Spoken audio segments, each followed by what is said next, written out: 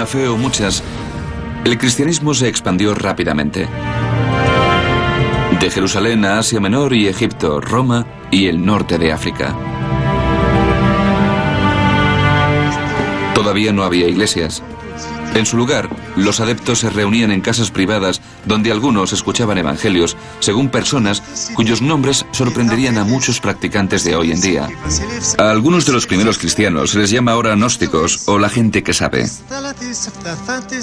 Los gnósticos eran místicos, es decir, personas que sentían que podían tener cierto acceso directo a Dios. La palabra gnóstico procede del término griego gnosis, que significa conocimiento, pero esa clase de conocimiento no es la sabiduría del día a día, ni lo que se aprende en los libros. Es perspicacia, es intuición. Es esa capacidad de saber algo sobre ti mismo, de saber que tienes una chispa divina en tu interior y de reconocer que el Dios al que te refieres, el Dios que hay fuera, es el mismo que esa chispa divina de tu interior. Y muchos de los gnósticos eran cristianos. Los gnósticos son los que escribieron la mayor parte de los textos conocidos como la Biblioteca de Nag Hammadi.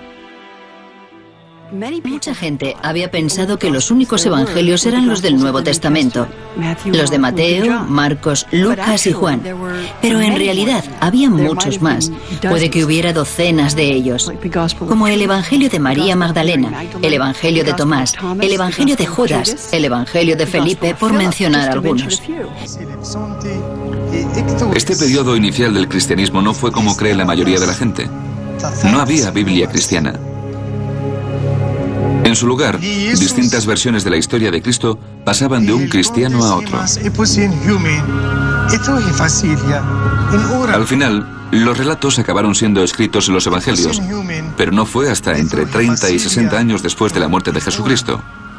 Y hoy en día, casi todos los estudiosos creen que Mateo, Marcos, Lucas y Juan murieron mucho antes de que se escribieran sus evangelios. Uno de los fenómenos interesantes del principio del cristianismo es que los 4 evangelios que llegaron al Nuevo Testamento, los de Mateo, Marcos, Lucas y Juan, son todos anónimos. Los títulos se añadieron en ediciones posteriores. Sus autores no los habían escrito. Y hay otro dato sorprendente en la historia de la fe en los primeros siglos de nuestra era. No había solo 4 evangelios. Había más de 30. Evangelio significa buena nueva. La pregunta es quién es Jesús y cuál es la buena nueva sobre él. Hubo muchas interpretaciones de esa pregunta. Uno de los favoritos era el Evangelio según Tomás.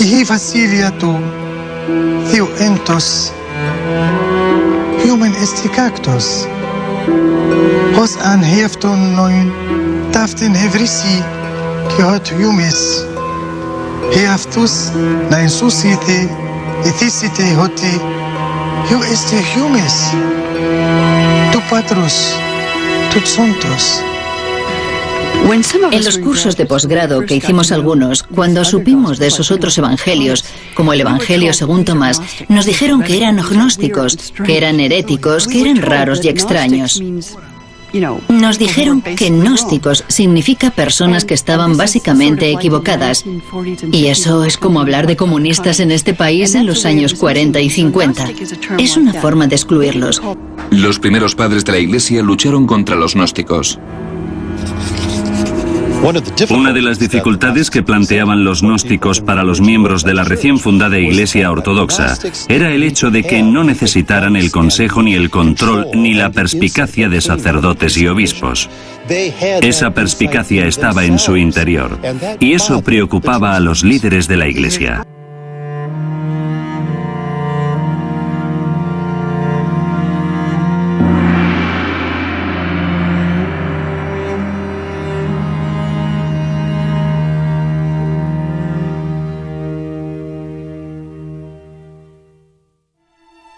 Un hombre atado, incapaz de moverse, creyendo que las sombras que ve en la pared son la realidad. Sombras proyectadas por el mundo divino que está detrás de él. Mira, hombre. Es así como el filósofo griego Platón describía al hombre. Los iniciados en las religiones mistéricas creían que podían liberarse de las ataduras y hallar la gnosis, el conocimiento, en su corazón. Un conocimiento secreto que transforma al hombre y lo hace consciente de la verdad, del mundo espiritual. Son los gnósticos. Los estudiosos creen que esa búsqueda también caracterizó al cristianismo primitivo, antes de que se escribieran nuestros evangelios. Hay ecos de eso en las palabras de Pablo, que habla de buscar a Cristo dentro de uno mismo. Y también en otros documentos hallados hace casi 60 años en Nag Hammadi, Egipto. Los libros de Nag Hammadi son más importantes que los manuscritos del Mar Muerto, porque arrojan una nueva luz sobre el cristianismo, Jesús y Dios.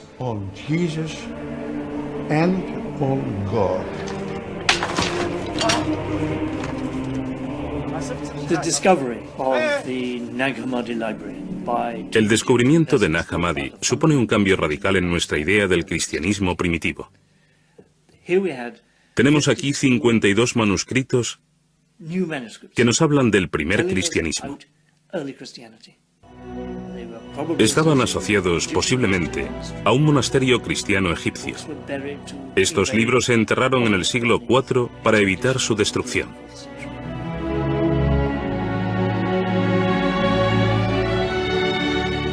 Nos dan abundante información. Es asombroso que los cristianos no se precipitasen a leer el Evangelio de Tomás y todos esos textos maravillosos. Me parece que eso demuestra el poder de la Iglesia romana, que los dejó a un lado y aún los considera heréticos y peligrosos. Y por supuesto lo son. Son peligrosos para la Iglesia literalista, porque ponen en cuestión su interpretación.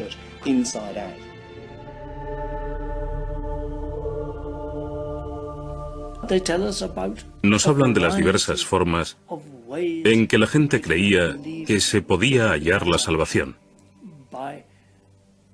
Por la contemplación, por la expansión de la chispa divina que hay en nosotros, comunicándose con Dios, buscando en nuestra propia alma, una búsqueda individual de lo divino, sin la ayuda de sacerdotes u obispos. Suena atractivo. El gnosticismo es atractivo, sobre todo para la mente moderna, porque promueve una religión para el individuo, no para la Iglesia. Creo que es lo que los humanos han buscado siempre, hallar la divinidad por sí mismos. Pero esto es una simplificación, porque se trata de algo mucho más complejo. En cierto modo, es como tomar un baño de espuma y que entre jabón en los ojos. Enceguece a la vez que limpia.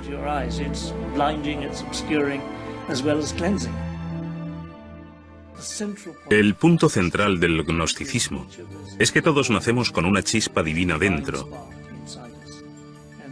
y que el deber de los creyentes es hallar esa chispa y expandirla, tomar contacto con Dios mirando en nuestro interior. La gnosis. Gnosis significa autoconocimiento. ¿Qué es autoconocimiento? ¿Éxtasis? ¿Psicoanálisis? ¿Qué es?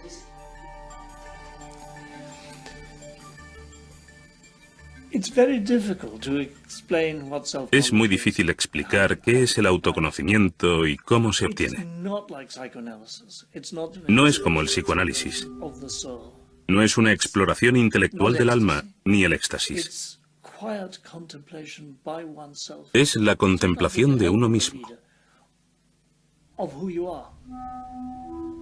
A veces con la ayuda de un líder. Es la quietud, una sincera búsqueda individual.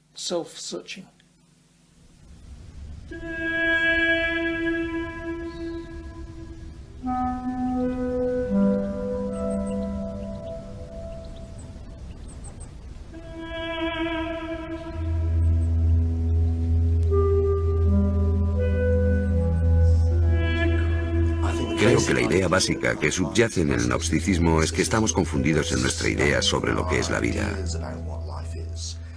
y sobre quiénes somos. Adentrarnos en un entorno como este echa abajo nuestros esquemas. Estás cara a cara con el mayor de los misterios, la muerte. La idea de que dejarás de existir como forma física. Y te enfrentas con el misterio absoluto del que proviene todo, el misterio que somos, el misterio que es.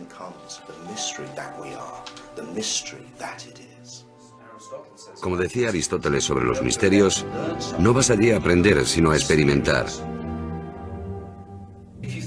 Si crees que solo es un proceso intelectual, te equivocas.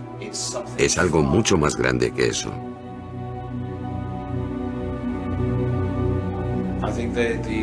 Creo que los antiguos habían comprendido que puedes aprender mucho, pero no tener un real conocimiento de ti mismo.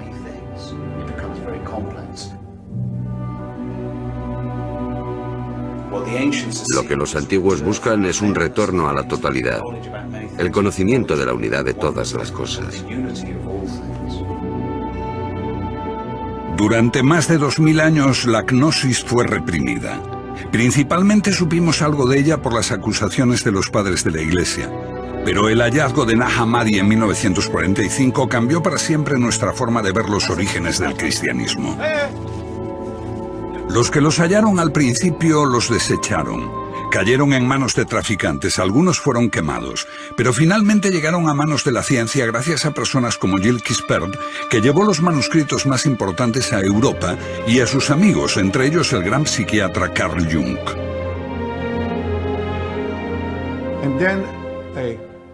Entonces me fui a Egipto, a El Cairo. Y en esta sala negocié con el director de esta institución y descubrí que esos códices no serían publicados si este Códex de Jung no volvía al Museo Copto de El Cairo. Ahora acumulan polvo en una pequeña sala, abiertos quizá una vez cada 10 años y solo en presencia de un funcionario del museo, la policía secreta y un juez. Quispel es bien recibido. Todos los manuscritos de Nag Hammadi se publicaron cuando devolvió el más preciado, el Evangelio de Tomás, con las palabras de Jesús.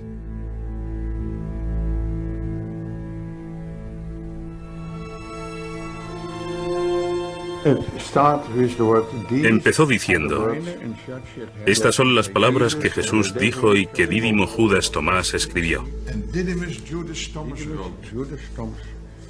Y él dijo: quien descubre el sentido de estas palabras no conocerá la muerte. ¿Quién es Dídimo Tomás? Dídimo Judas Tomás significa Judas el mellizo o el gemelo. Fue uno de los hermanos de Jesús. La tradición de la Iglesia posterior transformó a Tomás en el apóstol que no creía que Jesús había resucitado. El escéptico Tomás fue el discípulo más fiel de su maestro.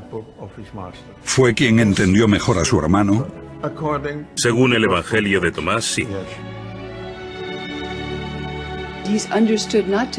Se dio por sentado que no era el hermano gemelo de Jesús en sentido literal, sino más bien que quien lea este Evangelio puede llegar a reconocerse como gemelo de Jesús. Dado que se ha dicho que eres mi gemelo y auténtico compañero, examínate a ti mismo.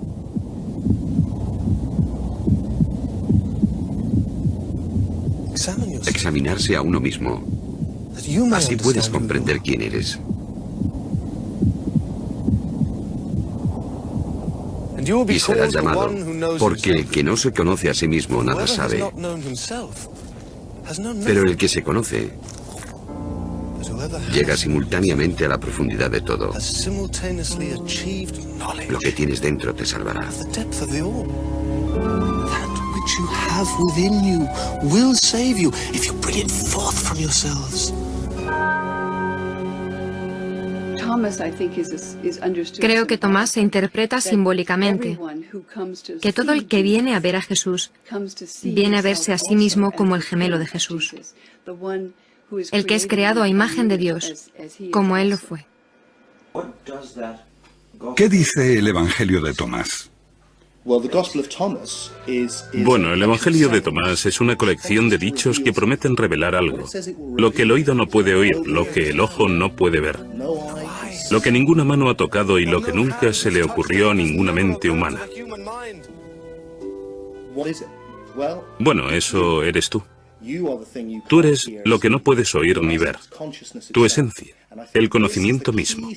Y creo que esta es la clave si quieres entender qué es el cristianismo y qué es el paganismo. Un viaje de autoconocimiento. Este era el gran precepto que el dios Apolo dio a los paganos en el oráculo de Delfos. Buscar la gnosis, el autoconocimiento, conocerse a uno mismo. Y lo mismo sucede con los cristianos. Lo que busca es la parte de ti que no puede morir. No es que se te vaya a dar algo que no tengas ya, es descubrir que ya eres inmortal. Porque tu esencia no es el cuerpo. Si descubres lo que realmente eres, descubres lo divino. Descubres a Dios dentro de ti. Parece ser un cuerpo, pero eres conciencia. Y esa conciencia da testimonio del nacimiento, de la muerte, porque todos los gnósticos, incluidos los gnósticos cristianos, creían en la reencarnación, y este proceso era un poco como despertar e irse a dormir. Estabas en un ciclo de cuerpos diferentes, yendo y viniendo, pero no eras el cuerpo. Eras conciencia que da testimonio de esto, de modo que jamás naciste y posiblemente no podrás morir.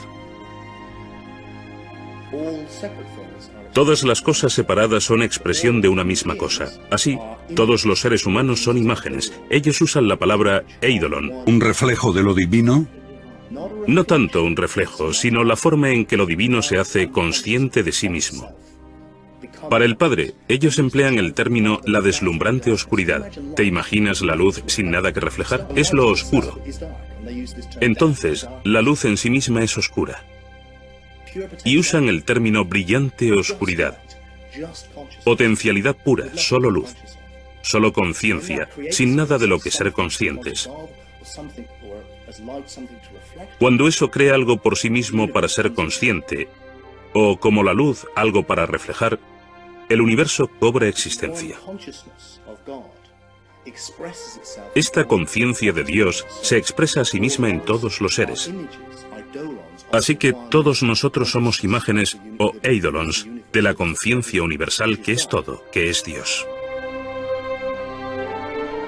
El mito cristiano tal como lo conocemos marca un profundo abismo entre el hombre y Dios. Dios es Dios, nosotros simples mortales.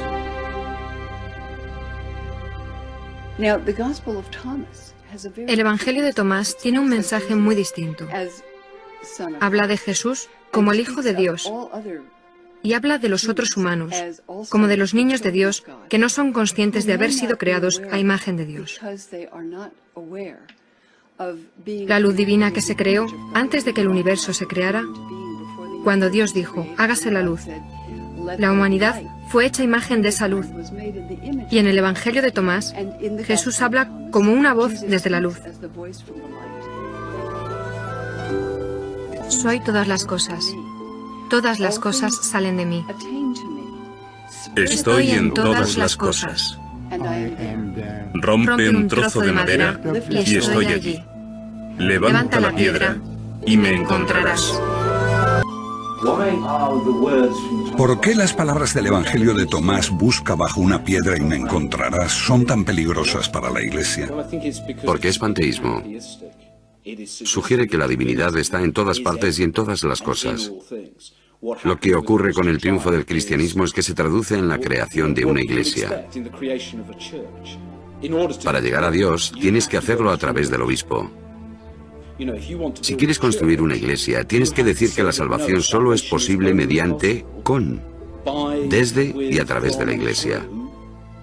Y el representante de Dios en la tierra es el Papa. Esa es la única vía, mientras que para los agnósticos se trata solo de ti, tú puedes hacerlo. Esa fue la revelación de la gnosis, que tu esencia es inmortal. En el Evangelio de Tomás el mensaje es más importante que el mensajero. Es anterior a los 4 evangelios, como ocurre con un hombre considerado como fundador de la fe cristiana, pero que se empieza a ver con una luz diferente, Pablo. Pablo es gnóstico, habla del Cristo interior. Habla de la inmortalidad, como las escuelas mistéricas, porque Pablo existe antes de la historia literal. Pablo es un personaje totalmente malinterpretado en la historia. En tiempos de Pablo, digamos, no hay división entre gnosticismo y literalismo, porque el literalismo no se había desarrollado aún. 2 generaciones después, los evangelios de la Biblia hablan en detalle de la vida de Jesús. El mensajero se hace más importante que el mensaje, y Jesús pasa a ser literalmente el Hijo de Dios.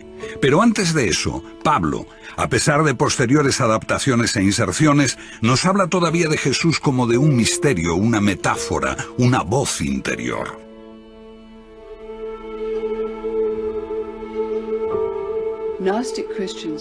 Los cristianos gnósticos creían que Pablo era su maestro, el padre de la Iglesia Tertuliano, que despreciaba a los gnósticos. Llamaba a Pablo el apóstol de los herejes, porque los herejes, pensaban, amaban a Pablo, citan a Pablo, apoyan a Pablo, porque su enseñanza es muy misteriosa y a veces muy profunda. Muchos cristianos pensarán hoy, desde luego, el cristianismo dice que Jesús es el Hijo de Dios. Pero esto no es lo que vemos en Mateo, Marcos o Lucas. Encuentras que Jesús es el Mesías de Dios, el que enseña el camino de la rectitud. Se podía ser un judío muy devoto y seguir a Jesús en eso.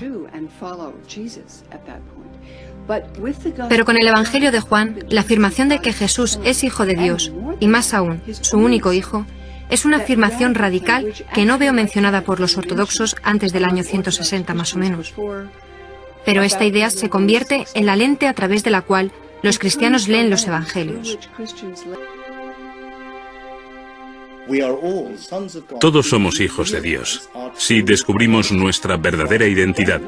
Si no, nos hallamos en estado de muerte. Esto es fascinante, creo. Estamos muertos.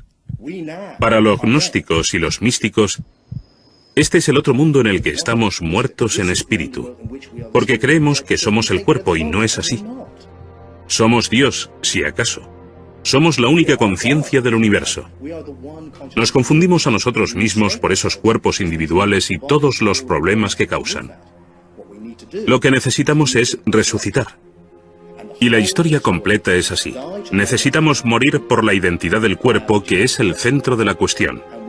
Y necesitamos resucitar a nuestra verdadera identidad, que es el Hijo de Dios, que es el Cristo, la conciencia del Padre.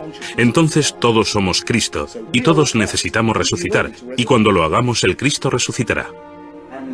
En ese sentido, el mito, la historia completa de la crucifixión de Cristo y la resurrección, ¿es un modelo para todos y cada uno de nosotros? Sí, precisamente. Es un modelo que se encarna en la iniciación.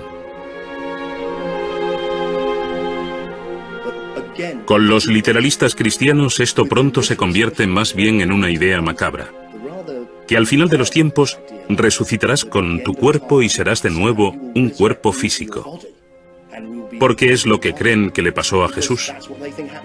Vino en cuerpo físico y murió literalmente, y eso es exactamente lo que te pasará a ti, o al menos te pasará si comprendiste el mensaje cristiano. Los gnósticos, desde luego, dicen todo lo contrario. Si no comprendes el mensaje, regresarás en un cuerpo por la reencarnación. Si lo comprendes, te darás cuenta de que no eres un cuerpo, que eres el Cristo, uno con Dios, y no será ya necesario este ciclo de reencarnaciones. Casi una fe diferente, un enfoque opuesto. ¿Cuál fue primero? ¿Cuál fue el origen?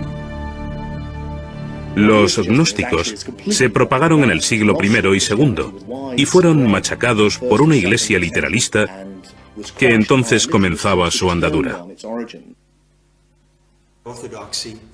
La ortodoxia, como la conocemos, surgió después del gnosticismo, y en gran medida fue una reacción al mismo.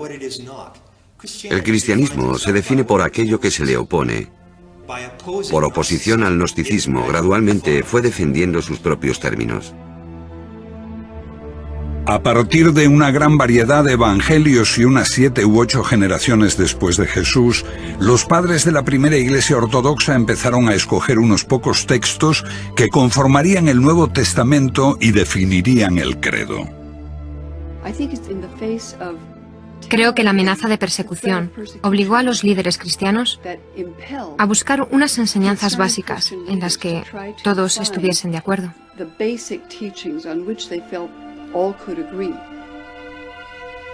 En esta selección, las opiniones gnósticas eran demasiado complejas y fueron desestimadas. Una de las grandes bazas del cristianismo es la simplicidad con que se transmite el mensaje. Decir que Jesús es el Hijo de Dios.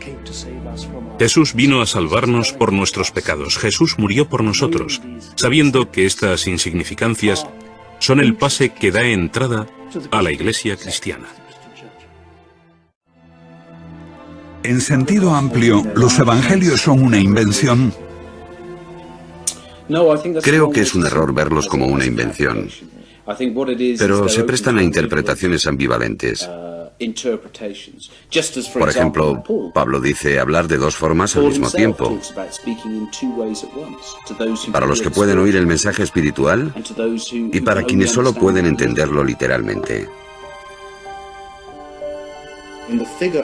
Si tomamos la frase que aparece en muchas iglesias, nadie llega al Padre sino a través de mí, vemos que para los gnósticos, esto significa que para llegar a Dios tienes que ser consciente de lo que esta figura representa en ti. Y este es el mensaje de Pablo. Para llegar a Dios debes hallar al Cristo dentro, como una alegoría de la verdad. Pero el literalismo dice, no, este es el único camino.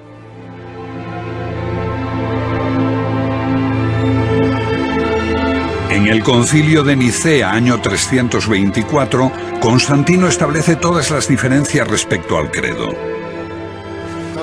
Compañeros ministros, creemos en un Señor, Jesucristo, el Hijo de Dios, un Dios de Dios. 3 siglos después de su muerte, Jesús es proclamado Hijo de Dios por decreto imperial, y se prohíbe cualquier otra opinión.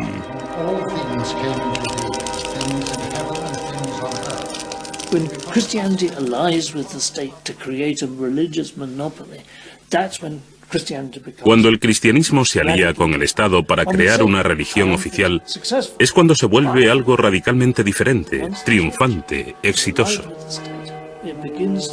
Pero al haberse aliado con el Estado empieza a cometer los mismos crímenes que había denunciado en sus primeros 300 años de existencia.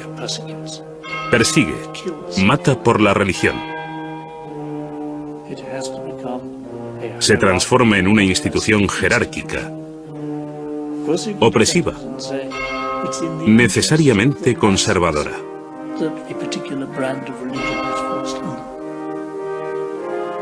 But it's not my fantasy, my imagination of how religion best proceeds. Es interesante Constantino. Cuando Constantino se convierte, uno de sus primeros actos es hacerle a las iglesias de Roma grandes regalos de plata y oro. 12 estatuas de tamaño natural de los apóstoles y 2 estatuas de plata de Jesús en tamaño natural. Así, 20 años después de su conversión, las iglesias de Roma parecen templos paganos, y esto es solo una muestra de la riqueza que obtiene la iglesia en el siglo IV. La alianza con el Estado significa riqueza para la iglesia, riqueza para los obispos, riqueza para el Papa de Roma. ¿Es corrupta la iglesia? Sí. ¿Conserva un sentido de sus orígenes, el sentido de la importancia de la pobreza? Sí. Entonces la iglesia se divide entre la pobreza y la abstinencia de los monjes y la riqueza de los obispos. De algún modo todo lo que hemos hecho es escuchar a los perdedores. Fueron destruidos en el siglo IV. Hemos retrocedido y dijimos, solo porque perdieron esa batalla, solo porque la Iglesia romana, con sus ideas de un Jesús histórico y una religión literalista tomó el mando, no quiere decir que su versión de los hechos sea la verdadera. ¿Qué le pasó a los perdedores? Fueron erradicados. Todos los que conociesen la otra historia, gnósticos y paganos, fueron expulsados del imperio. Los templos se derribaron, los filósofos fueron asesinados, los libros prohibidos y quemados. Si el cristianismo era la religión favorita de Dios, entonces uno podía pensar que al triunfar se hubiera entrado en la Edad de Oro. Todo lo contrario, se entró en un tiempo de oscuridad, en el que la gente incluso olvidó cómo hacer casas de ladrillos. Y hubo que esperar hasta el Renacimiento, cuando esos instruidos paganos regresaron a Italia, a Florencia. Los libros de Platón, que habían estado prohibidos durante 1000 años, volvieron como la hermética, y de pronto Botticelli empezó a pintar cuadros de dioses paganos. Lo llamamos el renacimiento de la cultura occidental, porque ésta vuelve a ocupar el lugar que tenía antes del triunfo del cristianismo. La creencia en la historia de Jesús era originalmente solo el primer paso en la espiritualidad cristiana, el misterio exterior. El significado debía explicarlo un maestro iluminado cuando se estuviese maduro espiritualmente. Una comprensión mística de Dios más allá del simple dogma. Aunque había muchos grandes místicos cristianos en los últimos siglos que intuitivamente vieron este nivel simbólico más profundo, como cultura hemos conservado solo los misterios exteriores. Creo que conservamos la forma, pero hemos perdido el significado. Mientras las iglesias se vacían, la gente busca por todas partes. A veces tan lejos como el otro extremo del mundo, sin darse cuenta de que una antigua tradición que buscaba lo mismo yace en lo profundo de nuestro pasado.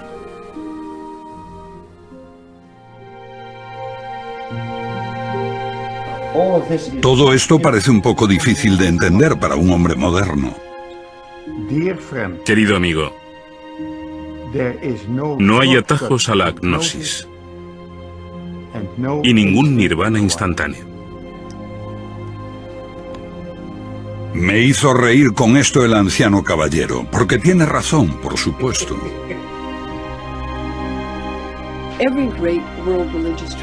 Toda gran tradición religiosa mundial, ya sea el hinduismo, el budismo, el islamismo, el judaísmo, tienen las enseñanzas para todos. La enseñanza esotérica, que se supone siguen todos sus fieles. Y también una enseñanza esotérica o mística. La única que no lo tiene es el cristianismo occidental. Creo que es lamentable que haya sido considerado herético ese camino que mucha gente busca para su propia integridad y desarrollo. Either heretical or a path leading